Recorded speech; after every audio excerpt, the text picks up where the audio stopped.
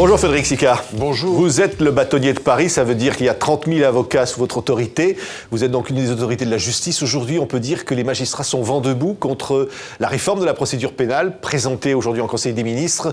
En matière de lutte contre le terrorisme, il faut faire concession sur des libertés ? Non, pas de concession sur les libertés. Les magistrats, pour la première fois, ont pris la parole pour dire qu'on ne peut pas faire n'importe quoi. C'est très important, c'est jamais arrivé dans l'histoire de la République. Et que disent les magistrats ? Dans la bouche d'un magistrat, de la libération, faut pas rêver. Ils disent plus de sécurité, pourquoi pas, mais à ce moment-là, plus d'autorité du juge. Vous ne pouvez pas faire plus de sécurité sans laisser les juges décider qui est innocent, qui est coupable. Mais c'est le contraire qui est proposé. Au contraire, on veut se passer du juge, notamment en matière de décision pour des perquisitions de nuit ou de décisions comme celle-là. Alors, c'est pas tout à fait ça. C'est-à-dire que ce qu'on veut, c'est d'abord faire un choix de juge qui ne soit pas forcément le juge judiciaire, et ça, c'est pas très sain. Tout simplement parce que c'est du Montesquieu pour les nuls. Plus vous donnez de pouvoir à l'administration, plus vous ne pouvez pas donner de pouvoir au juge qui est chargé de contrôler l'administration. Il vaut mieux donner du pouvoir au juge qui est indépendant de l'administration. Je veux dire, ça a plusieurs siècles comme théorie et ça s'est vérifié, ça marche comme ça. Donc, ce que disent les juges judiciaires, c'est que si on veut faire des perquisitions de nuit, il faut aussi leur donner la possibilité de contrôler, voire d'autoriser. Est-ce que tout ça ne va pas faire perdre du temps ? Frédéric Sicard, on parle de la lutte contre des terroristes déterminés, qui font fi du droit. Mais on ne perdra jamais de temps si on donne les moyens aux juges. Vous savez, les juges sont très actifs. Ce que vous êtes en train de me dire, c'est qu'on en a que la justice est très lente aujourd'hui en France. Et qu'il faut leur payer des heures supplémentaires, ce qui n'est pas tout à fait vrai. La justice est rapide en France, mais elle est dépourvue de moyens. C'est d'ailleurs ce qu'a dit le nouveau garde des Sceaux sur les marches de son ministère en prenant l'indication. Jean-Jacques Urvoas a dit, Christiane Taubira. Ça manque de budget. Alors moi, c'est quelque chose qui me tient pas cœur, parce que je l'ai déjà dit en prenant mon mandat, la France est arrivée en valeur relative au niveau du budget moldave. Et nous ne consacrons pas assez d'argent à la justice. Ce que ne dit pas le nouveau ministre de la Justice, quand il parle des 61 € par an et par Français, qui est vraiment un niveau très très bas, c'est que dedans, il y a la pénitentiaire. Et donc le vrai budget de la justice, c'est 37 € par an et par Français. Oui, est-ce que c'est vraiment seulement une question de budget ? Aujourd'hui, on parle notamment de la prolongation de l'état d'urgence, qui est donc annoncée, décidée pour 3 mois. Les deux, mon capitaine. C'est une mauvaise nouvelle, la prolongation de l'état d'urgence ? Les deux, mon capitaine. Il faut à la fois de l'argent pour faire fonctionner les choses. Vous me dites qu'on ne va pas faire recours aux juges parce que ça coûte trop cher. Il y a un moment, il faut arrêter. On a besoin de juges pour la liberté. Et puis, deuxièmement, on a besoin de savoir où on va. Et c'est là où il faut que nous disions, écoutez, si vous voulez vous battre, il faut vous battre pour gagner une société de valeurs. Quelle est la société dont on rêve ? Moi, je veux pour mes enfants une société de droit. Une société de droit, on a la liberté, on peut l'avoir avec de la sécurité. C'est pas le cas aujourd'hui. On a la liberté. Vous dites aujourd'hui, Frédéric Sicard, c'est pas le cas, cette liberté. Aujourd'hui, on ne l'a plus, notamment à cause de la prolongation de l'état d'urgence. Mais l'état d'urgence, par principe, la définition, c'est je suspends les libertés.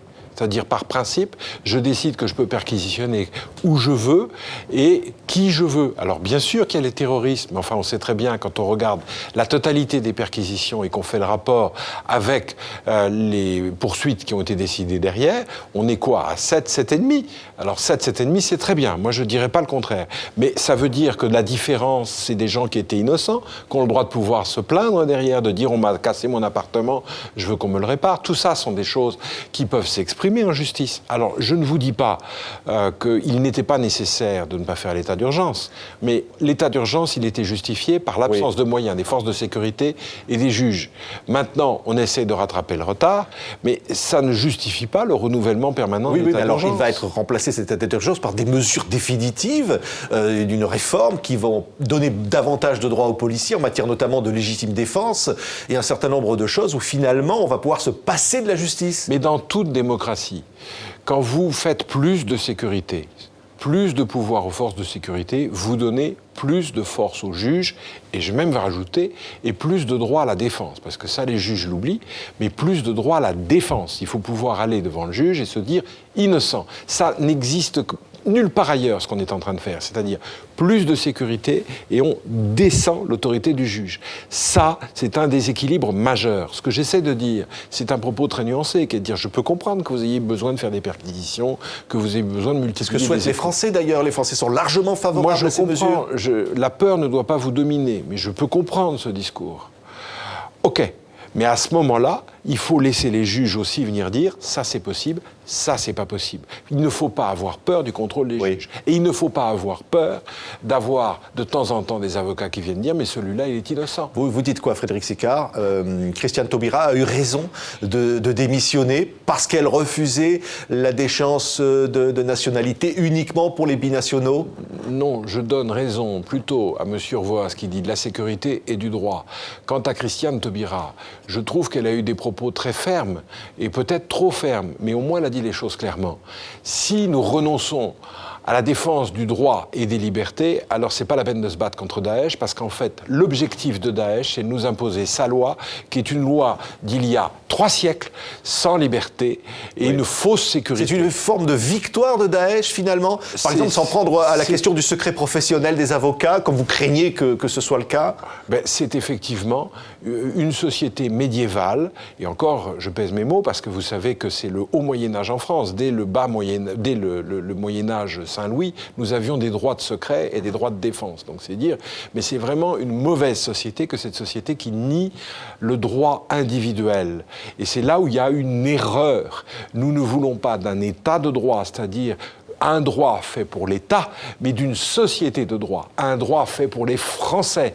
Il faut que le Français qui est innocent puisse se défendre. Je ne dis pas plus, pas moins. Oui, Frédéric Sicard, vous voulez un droit européen. Vous allez organiser une rencontre d'ailleurs avec notamment la présence des autorités belges. Vous voulez un droit européen alors que le droit en France, on est en train d'en discuter. Comment vous voulez construire un droit européen aujourd'hui? Alors ça, c'est encore autre chose. Ce que la France a fait, c'est qu'elle s'est engagée à différents traités internationaux dans lesquels elle reconnaît qu'elle va appliquer un certain nombre de valeurs. Donc je dis déjà, premièrement, vous ne pouvez pas avoir signé ce qui a été signé depuis des décennies et au dernier moment dire j'ai changé d'avis, on va faire autrement. C'est pas logique et c'est pas cohérent. Donc ça, c'est ma première vision. Ma deuxième vision, l'Europe est en train d'avancer à grands pas. C'est vrai, 80% des normes sont des normes qui sont maintenant communes. Il reste 20%. Et nous sommes en train de mettre en place, nous dit-on, dans un an, dans 2 ans, l'accord de libre-échange avec le Canada, puis derrière l'accord de libre-échange transatlantique. C'est-à-dire qu'on va avoir des accords de libre-échange avec un continent qui va venir avec des lois fédérales et unifiées, et ils vont faire quoi? Leur forum shopping en Europe? C'est une menace aujourd'hui? C'est pas une menace, c'est une situation qui est sûrement bonne pour l'emploi, bonne pour l'économie, mais qui se gère. Et la question est de savoir, qu'est-ce qu'on veut? De l'économie ou des valeurs commandant l'économie? Moi, mon choix, il a été fait quand j'ai prêté serment, c'est le droit qui doit commander l'économie et non l'économie qui doit commander le droit.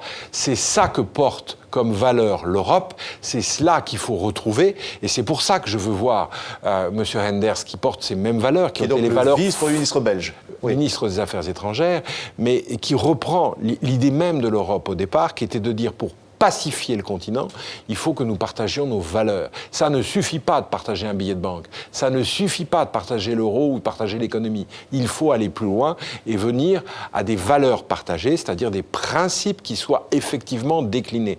Et ces principes, savez-vous, sont jamais que les principes de la France éternelle. Parce qu'avec Spaak, qui était là pour la Belgique, il y avait à l'époque René Cassin, et René Cassin, il était quoi? C'est les droits universels de l'homme tels que nous les avons conçus en France. Ce que je vous demande, c'est pas plus que la tradition française vienne diffuser en Europe et que nous portions les valeurs au cœur de l'Europe. C'est un projet qui a nettement plus de souffle que de se dire on va juste partager un billet de banque.